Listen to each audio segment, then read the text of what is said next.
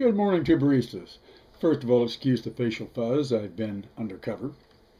So, as you might recall, after the 9/11 attacks on September 11th, 2001, the rhetorical question of the day was, why do they hate us? And the convenient, self-excusing rhetorical answer, as given by then President W., was, they hate us for our freedom.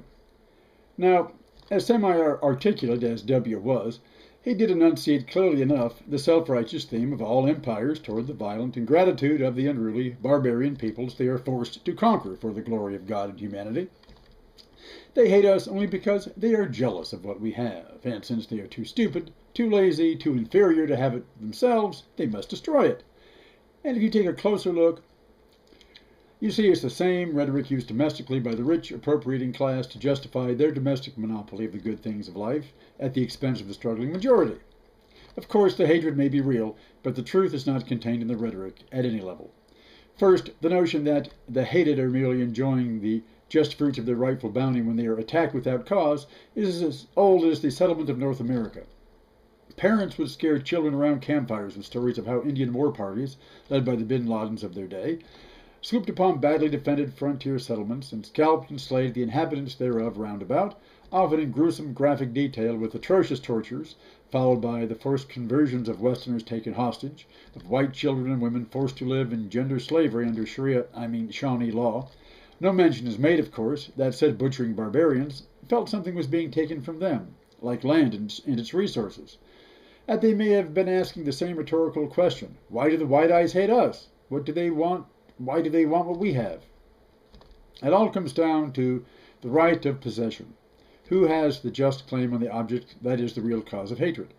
As usual, the law can only offer rough guidelines. Possession is usually taken as 9/10 of it. The rest is left to the ethics of those involved to sort out, and that only means trouble. Why do the Arabs hate us? Wails the Israeli citizen. Can't they see our being here has made the desert bloom for them too? No, they really can't. And in their more honest moments, the Israeli settler knows why he's hated, and knows he'd do the same thing if positions were reversed. In fact, Israel was the direct result of their asking that same question in Poland, and of answering it by becoming the askers in turn. At bottom, those who have taken something from someone know why they are hated, whether it's land-grabbing settlers and speculators in frontier Pennsylvania or Palestine, or rich bastards like Mitt Romney firing thousands of workers, or politicians like W. Bush. Away from the cameras, in the private recesses of their hearts and minds that they never allow you to see, they know the reason for and the answer to that question. They plan for it. They anticipate it as the logical outcome of their own behavior. They soothe their consciences with it when taking something and in dealing reprisals to keep what they've taken. In other words, they need the hatred, and if it doesn't exist, they must create it. Their lives not only would have no personal meaning without the hatred of those they abuse, their entire system requires it, as the pseudo-ethical foundation of their ill-gotten empire. In short, they do hate you. But you already know why, and you know at bottom it has nothing to do with the self-justifying excuses you give in public. W. Bush, the state of Israel, or domestic elites like Mitt Romney or the proprietor class of the Pennsylvania Commonwealth are not innocent victims set upon by irrational psychopaths. There's no in cold blood case here. These people have earned that hatred. They need it to justify their own aggression and hatred, to continue enjoying what they've taken from others. The only measure of honesty is in looking at the status of those who ask. When you hear the rich and powerful asking this question, be sure you're hearing deceit wrapped in willful ignorance and covered in its own unsavory sauce of greed. Oh, boo-boo. A morning knock on the YouTube line. Hello? Hey, George. It's George Orwell.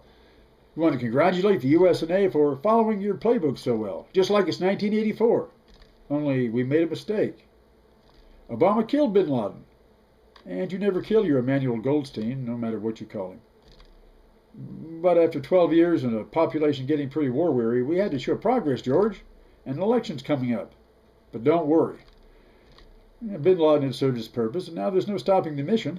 War is not only peace, George, it's the permanent future.